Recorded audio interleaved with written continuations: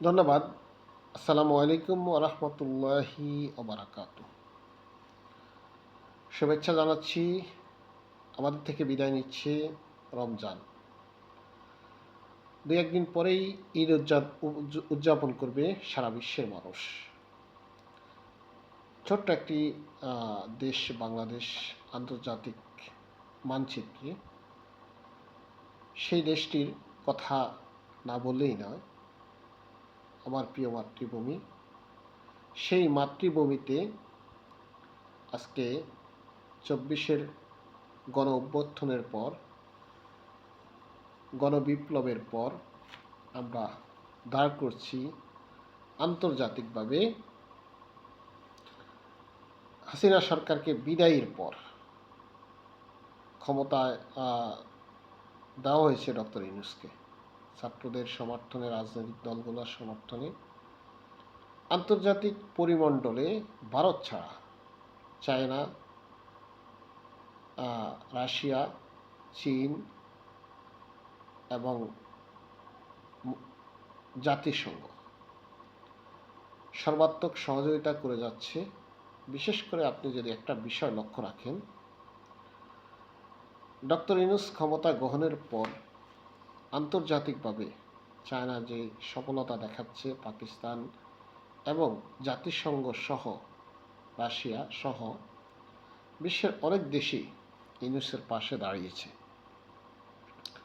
তো আন্তর্জাতিকভাবে সেই সফলতার গল্প আমরা আপনাদেরকে যে গল্প শোনাবো, চায়না ইতিমধ্যে সফর করেছেন বাংলাদেশের প্রধান উপদেষ্টা ডক্টর ইউনূস সাহেব।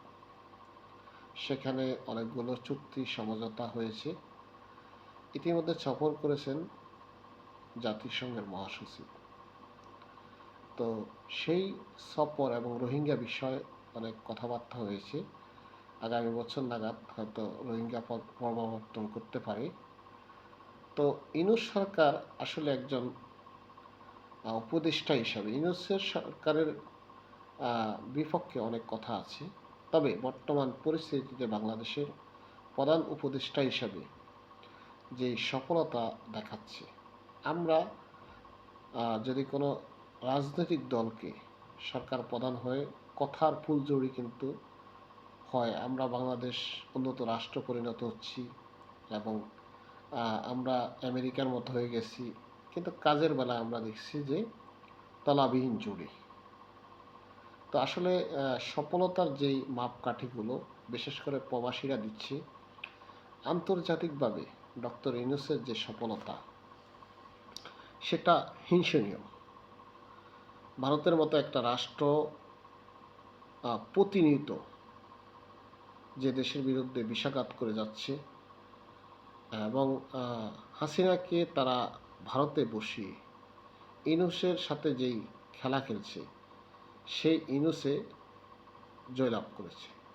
যদি আপনি কলকাতা, ইডেন গার্ডেন, কলকাতার বিভিন্ন রাজ্যে ত্রিপুরার দিকে লক্ষ্য রাখেন এবং বিভিন্ন কলকাতার যে মার্কেটগুলোর দিকে লক্ষ্য রাখেন, আজকে ভারতের জনবলরাই হাহাকার করছে। সেখানে কোনো কাস্টমার নাই, হোটেলগুলো খালি, মোটরগুলো খালি, রেস্টুরেন্টগুলোতে কাস্টমার নাই, মার্কেটগুলোতে জমজমাট নাই। তো এটা আসলে ডক্টর ইউনূসকে স্যালিউট দেওয়ার মতো। ভারতের মতো একটা পরাশক্তিকে এইভাবে আপনি যে নাকানি সুবানি দিচ্ছে, সেটা আসলে বাংলাদেশে গর্ব করার মতো।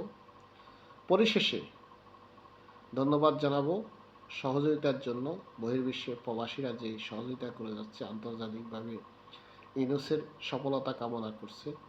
তো সকলে ভালো থাকবেন এবং বাংলাদেশের যে রাজনৈতিক দলগুলো শীঘ্রই নির্বাচন চাচ্ছে, সে বিষয়ে আসলে কথা বলা দরকার।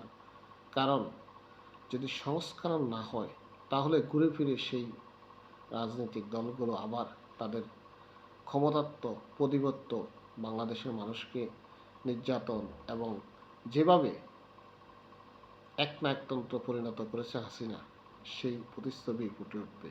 তা আমরা চাই অবশ্যই সংস্করণ, এবং সংস্করণ করে যত শীঘ্রই নির্বাচন পক্ষে আমরা কথা বলছি। ধন্যবাদ সকলকে। আসসালামু আলাইকুম ওয়া রাহমাতুল্লাহি